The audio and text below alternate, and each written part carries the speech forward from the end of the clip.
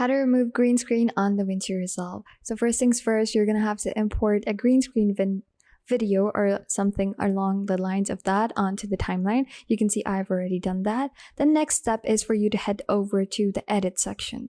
Now in the edit section, you're gonna quickly go ahead and click on effects on the top left hand side of the menu, and onto the FX section you're going to go quickly click on Open FX. From the Open FX you're going to quickly go ahead to Resolve FX key, and from here you're going to select the 3D keyer. If you don't find it, you can just simply search for the 3D keyer, and you're going to simply drag and drop the 3D keyer onto the timeline menu right above the green screen video.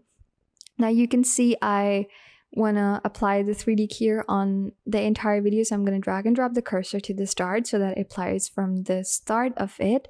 And basically what we're going to do is we're just simply going to activate this 3D keyer and press and select one line onto the timeline, which is going to basically erase the entire green screen. So I'm going to click here onto the timeline, click on the drop and drag button, and then I'm going to click on Open FX Overlay. So once that is done, the screen is going to be gone, the green screen. So guys, this is it. This is how you're going to remove the green screen from DaVinci Resolve.